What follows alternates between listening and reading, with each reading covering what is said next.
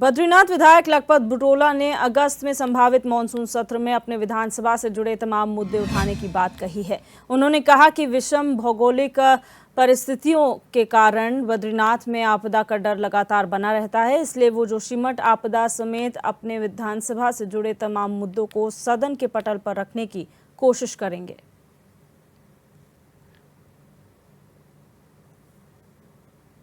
तमाम तरह के देखिए, आपसे मैंने पहले भी कहा, इन चीज़ों को लेके मैं कह सकता हूं कि विशेषकर मेरा जो विधानसभा है वो विधानसभा का भौगोलिक क्षेत्रफल बहुत बड़ा है और बहुत विषम है। उस विधानसभा के अंदर जैसे आजकल आप मानसून आ गया है तो बहुत सारी हमारे यहाँ पे इस समय जो प्राथमिकता है उस प्राथमिकता मेरी जो आपदा है, जो सड़क है, जो बिजली है, जो पानी की कनेक्टिविटी से लेकर और जो तमाम तरह के कई लोगों के घर उजड़ गए, कई परिस्थितियाँ वहाँ पे भी ने, उसको लेके मैं माननीय मुख्यमंत्री जी से मिला था। वर्तमान में तो आजकल जो बरसात के समय पे मेरा ये निश्चित रूप से है कि लोगों को जो रिलीफ मिलना चाहिए वो मिले, उसके लेके मैं प्रशासन से उत्तराखंड में 22 जुलाई से कांवड़ यात्रा शुरू हो चुकी है। ऐसे में शासन प्रशासन यात्रा की व्यवस्थाओं को लगातार दुरुस्त करने में जुटी हुई है। वहीं इस हफ्ते हरिद्वार में कांवड़ यात्रा में श्रद्धालुओं की संख्या में इजाफा होने के चलते शासन प्रशासन सतर्क है। वहीं सीएम पुष्कर सिंह धामी भी यात्रा की लगातार मॉनिटरिंग कर रहे हैं। सीएम धामी कांवड़ियों पर पुष्प वर्षा करने वाले हैं, जिसकी जानकारी बीजेपी प्रदेश प्रवक्ता हनी पाठक ने दी। उन्होंने बताया कि देश में कांवड़ यात्रा का आगाज हो चुका है। यात्रा में देश के कोने कोने से शिव भक्त हरिद्वार पहुंच रहे हैं। ऐसे में सीएम धामी अब मंगलवार को हेलीकॉप्टर के माध्यम से सभी कांवड़ियों पर पुष्प वर्षा करेंगे।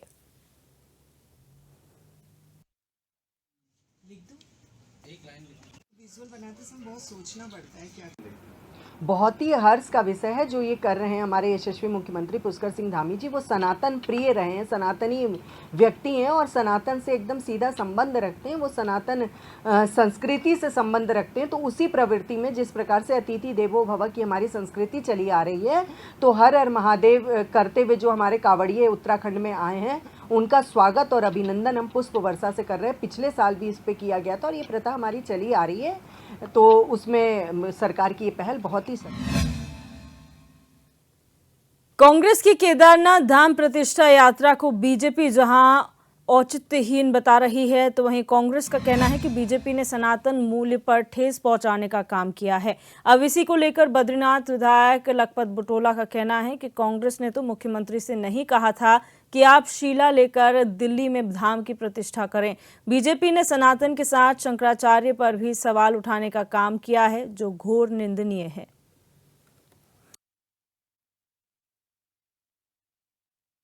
उसका केदारखंड की वो पवित्र भूमि है, मैं कई बार कह भी चुका हूँ, ये देव भूमि है और वहाँ पे सतयुग से भगवान शंकर का, स्वयं शंकर भगवान का अपने वहाँ पे धाम है। आप जानते हैं कि बद्रीनाथ में स्वामीनारायण का, केदारनाथ में बद्रीनारायण का, अभी बद्रीनाथ में, केदारनाथ में भगवान शंकर का, और ये सनातन काल से है। वहाँ पे माँ गंगा का उद्गम है, माँ सरस्वती को कुंभ है, वही भूमि है जिसमें 18 पुराण लिखी गई, श्रीमद् भागवत लिखी गई, महाभारत लिखी गई है। तो ये तमाम जो सनातन संस्कृति की जो हमारे परंपराएं हैं उसका मूल है, और उस मूल को तुम यदि हटाने का काम करोगे तो कांग्रेस ने नहीं कहा ना कि आप यहाँ से शिलापट लेकर के दिल्ली चले जाएं या दूसरे राज्यों में चले जाएं। अब यहीं अगर पहले करना होता तो इतने राजा महाराजा हो, सनातन संस्कृति बहुत आस्थाएं थे उनको, वो बद्रीनाथ धाम को कहीं और शिफ्ट कर देते। इतने सतयुग से लेकर आज कलयुग तक के लिए जो धाम बना उस धाम को तुम शिफ्ट करना चाहते हो। उत्तराखंड में प्रस्तावित मानसून सत्र को लेकर आम असमंजस की स्थिति बनी हुई है, जहां एक ओर कांग्रेस लगातार सरकार पर गैरसैंण में सत्र के आयोजन को लेकर दबाव बना रही है, तो वहीं कांग्रेस प्रदेश महामंत्री नवीन जोशी का कहना है कि बीजेपी की मंशा ही नहीं है कि वो गैरसैंण में सत्र करवाए। जोशी ने कहा कि गैरसैंण राज्य की ग्रीष्मकालीन राजधानी है और बीजेपी को वहां पर ग्रीष्मकालीन और मानसून सत्र करवाना चाहिए।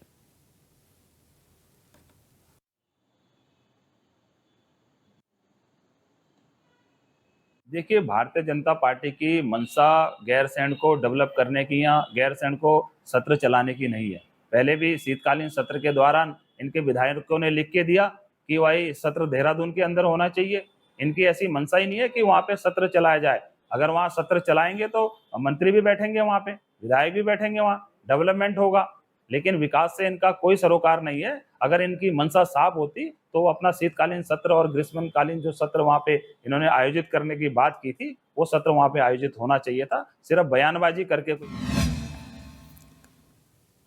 पंचायतों का कार्यकाल बढ़ाने की मांग लंबे वक्त से की जा रही है, जिसे लेकर समय समय पर पंचायत प्रतिनिधि धरना देकर अपना आक्रोश भी व्यक्त करते हैं। वहीं अब उत्तराखंड कांग्रेस भी पंचायत प्रतिनिधियों को अपना समर्थन देने जा रही है। कांग्रेस प्रदेश उपाध्यक्ष मथुरा दत्त जोशी ने कहा कि कोरोना काल में भी पंचायत का कार्यकाल प्रभावित रहा। इसके साथ ही हरिद्वार के समेत पूरे प्रदेश में एक साथ पंचायत चुनाव हो, इस मांग को लेकर प्रदेश कांग्रेस अध्यक्ष करण मारा के नेतृत्व में कांग्रेस कमेटी पंचायत प्रतिनिधियों के साथ है।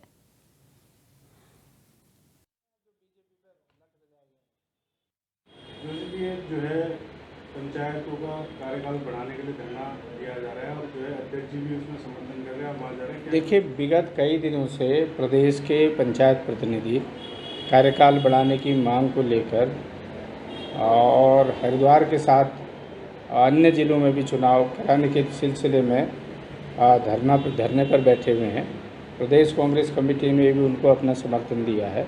माननीय अध्यक्ष जी का पत्र मैंने उनके पंचायत प्रतिनिधियों को सौंपा है और हमने कहा कि हम उनकी मांग के समर्थन में हैं और सरकार से मांग करते हैं कि कोरोना काल में भी पंचायतों का कार्यक्रम था वो प्रभावित रहा है, विकास कार्य प्रभावित रहे हैं और उनकी जो मांग है उस मांग को सरकार द्वारा गंभीरता से विचार। पिछले साल केदारनाथ धाम में लगे क्यूआर कोड से मंदिर समिति पूरे देश भर में चर्चाओं में रही थी। वहीं कांग्रेस ने एक बार फिर से क्यूआर कोड के मामले को उछाल दिया है। कांग्रेस के प्रदेश महामंत्री नवीन जोशी का कहना है कि केदारनाथ धाम में जो क्यूआर कोड लगा था उसका ट्रांजैक्शन सीधा दिल्ली में बना रहे केदारनाथ धाम के अकाउंट में होता था। वहीं नवीन जोशी ने बीजेपी पर हमला बोलते हुए कहा कि बीजेपी नेताओं को शर्म करनी चाहिए जो केदारनाथ धाम के नाम पर राजनीति करते हैं और सनातन से जुड़े करोड़ों लोगों की आस्था को ठेस पहुंचाने का काम करते हैं।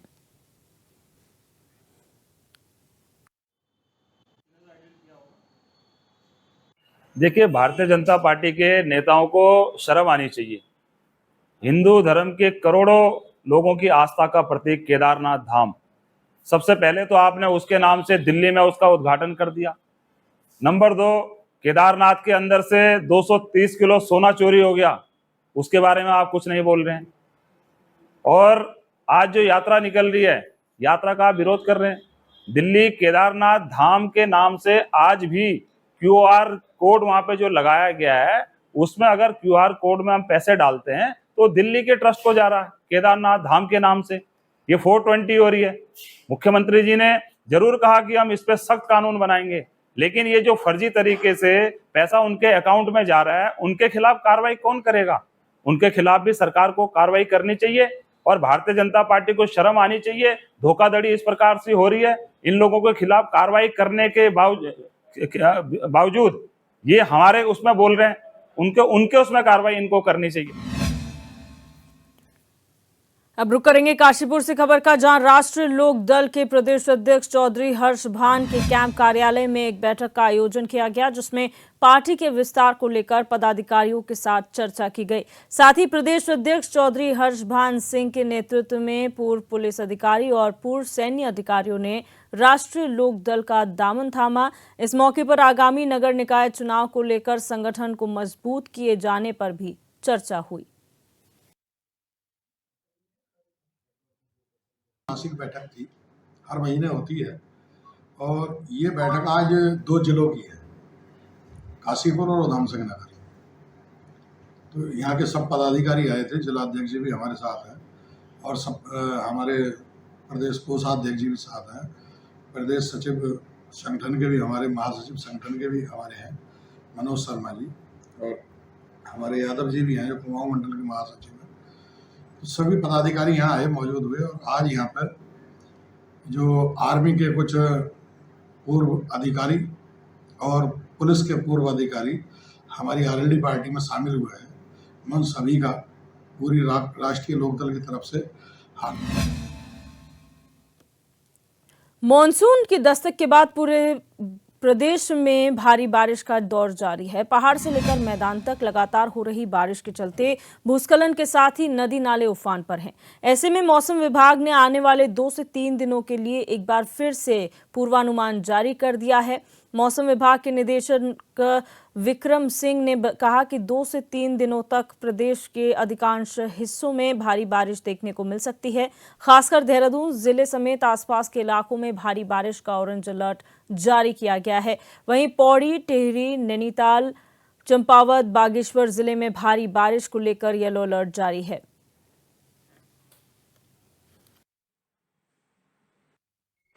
और देख रहे हैं कि जो बारिश की एक्टिविटी लगातार वो नॉर्मल तो हमको मिल ही रही है और उसके साथ वेरी हैवी रेंस भी को मिल रही है। पास्ट 24 आवर्स में भी हमको जो हैवी रेंस देहरादून डिस्ट्रिक्ट में मिली है, बागेश्वर में मिली है। तो इस तरह की एक्टिविटी वो चली रही है और लाइट से मॉडरेट तो जो है ज़्यादातर जगहों में वो मिल रही है। अब आगे अगर बात करते हैं, आज 29 तारीख है, तो आज भी अच्छी एक्टिविटी मिलने वाली है। आप ये कह सकते हैं कि अनेक जगहों तक में जो अंदर के डिस्ट्रिक्ट है उनमें हल्की मध्यम बारिश रहेगी और जो हमारे फुटील के अलावा के डिस्ट्रिक्ट है उनमें तो ज़्यादातर जगह दिख रहा है कि बारिश रहेगी और मैदानी क्षेत्रों में बात करें तो वहाँ भी अनेक जगहों तक में। ब्रेक के बाद आप सभी का एक बार फिर से स्वागत है। रुक करेंगे खबरों का। उत्तराखंड में संस्कृति हमेशा से ही चिंता का विषय रही है। रिवर्स पलायन के साथ ही सरकार संस्कृति को संरक्षित करने और युवाओं तक उत्तराखंड की संस्कृति को पहुंचाने की बात करती है, लेकिन इसकी जमीनी हकीकत कुछ और ही नजर आती है। वहीं संस्कृति विभाग भी समय समय पर सवालों के घेरे में रहा है। इन्हीं तमाम विषयों को लेकर HNN 24/7 ने उत्तराखंड के मशहूर लोक गायक किशन महिपाल से खास बातचीत की।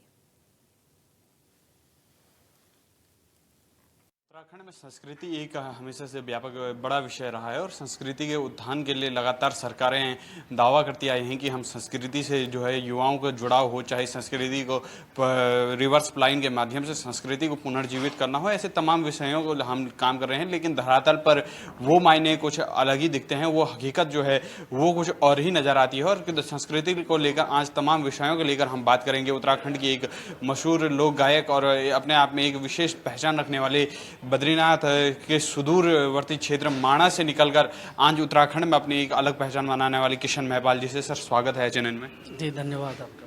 सर, संस्कृति एक बड़ा विषय उत्तराखंड के लिए रहता है और कहीं ना कहीं सरकारें भले ही दावा करती हों कि हमने संस्कृति के उत्थान के लिए काम किया है, लेकिन आपको क्या लगता है ज़मीनी हकीकत जो है वो क्या रही है?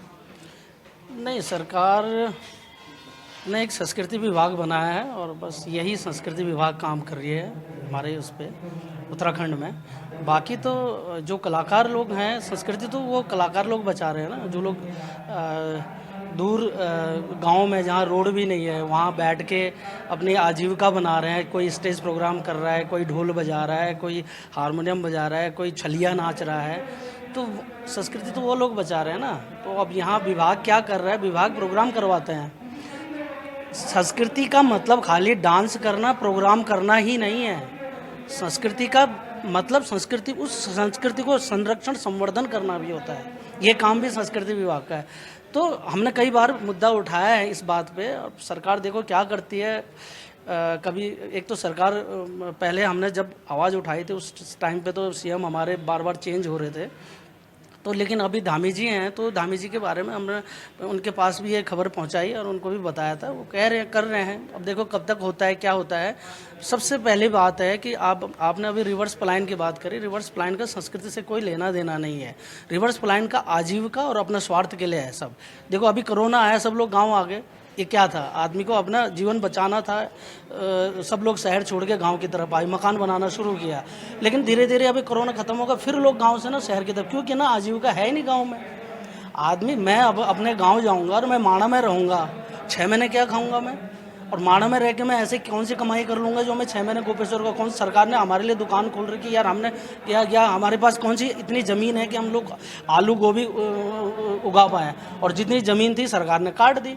ऑल वेदर रोड के नाम से, ये मास्टर प्लान के नाम से बद्रीनाथ में। अब हमारे पास केवल एक छोटा सा मतलब 100 गज का भी नहीं होगा, इतना टुकड़ा बचा है। उसमें हम लोग क्या आजीविका करेंगे? तो हमको तो देहरादून दिल्ली जाना ही पड़ेगा ना काम करने। हमारे शो तो इधर होते हैं।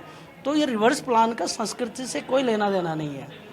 सर, युवाओं की एक बड़ी चुनौती रहती है संस्कृति को लेकर कि युवाओं को किस प्रकार से संस्कृति से जो है कनेक्ट किया जाए। आप भी लगातार प्रयास करते हैं, क्या ऐसे प्रयास जो है किए जाने चाहिए कि युवा जो है, आज की युवा पीढ़ी 18-19 साल की जो लड़के हैं वो संस्कृति से डायरेक्ट कनेक्ट हो? नहीं भाई, एक चीज़ तो मैंने देखी है, जो आज की पीढ़ी है संस्कृति से बहुत जुड़ गई है। हम जब स्ट्रगल करते थे तब हमारे मतलब कोई गढ़वाली भाषा भी नहीं जानता था। और मैं आपको बताऊं, जब हम छोटे थे तो हम दिलेर मेहंदी के गाने पे डांस करते थे और एक नेगी जी के गाने पे उठुआ बे लेना, इसके अलावा कोई सिंगर नहीं था। तो आप ये मानो कि जो हमारे जो उस टाइम के जो यूथ जनरेशन थी, उस टाइम पे दिलेर मेहंदी इनको सुनते थे, तुणुक तुणुक दिन दादा। तो आज के डेट में आप दिल्ली बॉम्बे जाओ, कहीं भी शादी हो रही है, लोग जो है गढ़वाली गानों पे डांस कर रहे हैं। चाहे गढ़वाली हो, चाहे कुमाऊनी हो, जौनसारी, लोग जो हिट हो रहा है, डीजे सॉन्ग जो बन रहा है, सिर्फ दुख इस बात का है कि हर गीत डीजे बन रहा है। अब मिट्टी पे कोई गाना नहीं गाता है, पलायन पे कोई गाना नहीं गाता है। क्यों? क्योंकि उसका आजीविका ख़त्म है, उसमें उसको इनकम नहीं है, कॉमर्शियल नहीं बन रहा है। कॉमर्शियल केवल डीजे सॉन्ग है। कंपनी भी आपको तभी चुनती है जब आप डीजे सॉन्ग देती है। तो ये है कि जो यूथ है, जो आज की यूथ है, वो उसमें काफ़ी, अभी देखो आप जितने रील बन रहे हैं, सारे गढ़वाली गानों पे रील बन रहे हैं। सब अपने अपने पहाड़ में, चमोली का, मैं गैरसैंण का, मैं पौड़ी का, मैं टिहरी का, मैं अल्मोड़ा का, तो सब ऐसे ऐसे ब्लॉग बना रहे हैं और सब अपने गांव को देखो, चूल्हा दिखा रहे हैं, वो मंडवा की रोटी दिखा रहे हैं, गांव के लाल चावल जो है वो दिखा रहे। तो वो ब्लॉग बना बना के पूरे इंटरनेशनल मार्केट में फैला दिया है संस्कृति को, कि गढ़वाल उत्तराखंड की संस्कृति क्या है। आजकल की यूथ जो आज के यूथ है ना, वो पक्का हमारे कल्चर को आगे मतलब प्रमोट कर रहे हैं। सर, कुछ ऐसे भी कलाकार होते हैं जो मेहनत तो बहुत करते हैं संस्कृति को लेकर, लेकिन एक बड़ा मंच उनको नहीं मिल पाता है। क्या कमियां रही हैं कि एक बड़ा मंच जो है उन कलाकारों को नहीं मिल पाता है, जो मंच मिलने के बाद एक बेहतरीन प्रयास कर सकते थे, एक बड़ा नाम अपना कर सकते थे? देखो, बड़ा मंच मिलना एक तो किस्मत की बात है भाई, प्लेटफॉर्म मिलना किस्मत की बात है। और जब प्लेटफॉर्म मिलता है तब आर्टिस्ट का चलना, वो भी किस्मत की बात है। आपको अगर प्लेटफॉर्म मिल रहा है, आपको प्रोड्यूसर मिल रहा है, आपको डायरेक्टर मिल रहा है, आपको पक पकाया खाना मिल रहा है, और उसके बाद भी आप नहीं चल रहे हो, तो वो आपकी किस्मत है। लेकिन कुछ चीज़ें ऐसी है कि जो लोग एकदम से, कभी कभी ऐसा हो जाता है, एकदम से एक गाना अगर हिट हो जाता है तो क्या वो सिंगर क्या करता है, फिर वो मेहनत नहीं करता। उसे लगता है 1 2 3 गाने हिट हो गए, फिर वो हिमेश रेशमिया जैसे या अदनान सामी जैसे बैक टू बैक हिट देते हैं और उसके बाद आज तक कोई खबर नहीं उनकी कहाँ क्या गा रहे हैं। तो जो मेहनत करके जाएगा वो अचीव करेगा, और जो अचानक से हिट होगा तो अचानक से बैठ भी जाएगा। और जो लोग नहीं उठ पा रहे हैं, सब प्लेटफॉर्म मिल रहा है, तो वो भाई उसकी किस्मत की बात है कि कुछ कमी होगी, कुछ रह गया होगा, उस पर फोकस करना पड़ेगा। और जो लोग, जिन लोगों को प्लेटफॉर्म नहीं मिलता, उन लोगों को हम लोग प्लेटफॉर्म देते हैं। हम पहले उनको मंच देते हैं, अपने साथ कोरस गवाते हैं। मैं ऐसे कई उदाहरण हैं, उत्तराखंड में कई सिंगर ऐसे हैं जिन्होंने 5-5 साल मेरे साथ रह के काम किया, स्टेज में रह के। तो उन जिनको प्लेटफॉर्म नहीं मिलता, बाकी तो सब आपकी सोच पे निर्भर करता है। आप क्या लिख रहे हैं, आप क्या गा रहे हैं, आप क्या परोस रहे हैं, तो थोड़ा किस्मत आपकी सोच पे भी निर्भर करता है। HNN से बात करने के लिए धन्यवाद। थैंक यू, बहुत बहुत। जी, तो आज हमने बात की है उत्तराखंड के मशहूर लोक गायक आज हमने बात की है उत्तराखंड के मशहूर लोक गायक किशन महपाल जी से, जिन्होंने बात की है संस्कृति पर, जिन्होंने बात की है पलायन पर, जिन्होंने बात की है पर्यटन पर, कहीं ना कहीं युवाओं को किस प्रकार से जो है संस्कृति से कनेक्ट किया जाए, इन तमाम विषयों को लेकर आज हमने बात की थी। HNN 24/7 के लिए देहरादून से अपने सहयोगी वीडियो जर्नलिस्ट हिमांशु शर्मा के साथ मैं हिमांशु गौड़, देहरादून। थराली में साल 2018 में बोरगाड़ चौड़ कोटियाड़ा सड़क स्वीकृति के बाद से ही विवादों की वजह से कट नहीं पा रही है। लगभग 4 करोड़ की लागत से बनने वाली इस सड़क का निर्माण बोरागाड़ चौड़ के 50 मीटर आगे सोबन राम बैंड से होना था, लेकिन भूगर्भीय सर्वे में यहां पर भूस्खलन संभावित क्षेत्र बताते हुए यहां पर सड़क का निर्माण शुरू करने की बजाय इसके सर्वे कोटड़ा घटपुल से किया गया। अब कोटड़ा के अंबेडकर ग्राम के अनुसूचित जाति के लोगों ने पुराने सर्वे से ही सड़क का निर्माण कार्य शुरू करने की मांग की है। इसी मांग को लेकर ग्रामीणों ने कुछ दिन पहले भी तहसील मुख्यालय पहुंचकर PMGSY के खिलाफ नारेबाजी की थी और आज भी ग्रामीणों ने तहसील परिसर में PMGSY के खिलाफ नारेबाजी कर धरना दिया। गांव के नीचे जो उनका घराट है वहां से 2017 में, और मेरी आपको कब पता चला कि आपकी है? और जब कागज मिला तब है सर मेरे को क्या पता। कोई शिकायत आप हाँ शिकायत है मेरे को, मेरी साइन मिलाई जाए और मोहर मिलाई जाए तब सर कोई कार्रवाई आप सर मेरे द्वारा कार्रवाई किया जाए। सुकृति सड़क मार्ग बोरागाड़ से चौड़ मोटर मार्ग के मध्य से था, लेकिन विभागीय कर्मचारी एवं कुछ सामान्य वर्ग जो कि कोटरा की रोड जो कि अनुसूचित जाति बहुल्य है, इससे लाभ कुछ नहीं है, जिसके कारण जो मनमानी ढंग से विभागीय कर्मचारी एवं ग्राम पंचायत चौड़ के लोग एवं कुछ सामान्य वर्ग कोटरा के लोग हैं, हम लोगों को दबाव देके पुलिस प्रशासन या विभागीय कर्मचारी पुलिस के धमकी से हमको डराना धमकाना के काम कर रहे हैं। जबकि ये पूर्व में जो प्रस्ताव बना है ग्राम पंचायत की जो प्रस्ताव है, ये भी फर्जी मोहर है ग्राम प्रधान की, पूर्व प्रधान की, इसमें भी फर्जी पूरे डॉक्यूमेंट जो बने हैं फर्जी हिसाब से बने हैं। से मांग रही है जो कोटेड़ा मोटर मार्ग की स्वीकृति प्रधानमंत्री ग्राम सड़क योजना के द्वारा हुई थी। लगातार हमारे गांव के कुछ जो अन्य जाति के लोग थे उन लोगों ने मिलकर इस सड़क को, जो कि अंबेडकर गांव के नाम से स्वीकृति थी, और उसके बाद इन लोगों ने विभागीय अधिकारियों से मिलकर के इस सड़क को 3 किलोमीटर अलग एक अन्य जगह से ले जाने का भरपूर प्रयास किया है। और आज भी हम जब 20 तारीख भी हमारा उप जिलाधिकारी महोदय थराली को धरना प्रदर्शन था और उनने ज्ञापन भी दिया था कि हम पूर्व में भी अगर आप हमारी मांग 7 दिवस के अंतर्गत हमें आश्वासन दिया गया था जिलाधिकारी महोदय के द्वारा, उप जिलाधिकारी थराली के द्वारा, कि अगर 7 दिवस में हम आप लोगों के विभाग के अधिकारियों से मिल करके वार्ता रखेंगे। लेकिन आज विभाग के अधिकारी आते हैं करण प्रयाग से, मात्र हमारे साथ 15 मिनट या 20 मिनट वो देते हैं। उसमें भी हमें जब हम उनसे जानकारी मांगते हैं, मैंने व्यक्तिगत उनसे वार्ता रखी थी कि 2 वर्ष पूर्व आपने अखबार में अपना जो ज्ञापन दिया था कि हम अगर आपका जो सहमति पत्र नहीं बनता है तो हम शासन के द्वारा आपके पैसे को सरकार को पुनः भेज देंगे। लेकिन 2 वर्ष पूर्व बीत जाने के बाद भी 2.5 साल होने वाला है, उस पैसे को ना तो सरकार के ने वापस किया ना विभाग ने किया। कोठड़ा ग्रामवासी 1 हफ्ता पहले भी आए थे यहाँ पर, तो उस समय पत्रावली के संबंध विभाग से तलब किया गया था, तो 1 सप्ताह का समय दिया गया। उसके बाद आज विभाग और गाँववासी आए तो दोनों में वार्ता की गई, और ये जो सड़क है उससे पूर्व ही उस समय के जो क्षेत्र और प्रतिनिधि जितने भी थे उनके द्वारा और जो अधिकारी थे सबके द्वारा सहमति से ये प्रस्ताव बना था और पास भी हो गई है। और रही बात इनके धरने की, तो इनसे वार्ता की जा रही है, इनको समझाने का प्रयास किया जाए।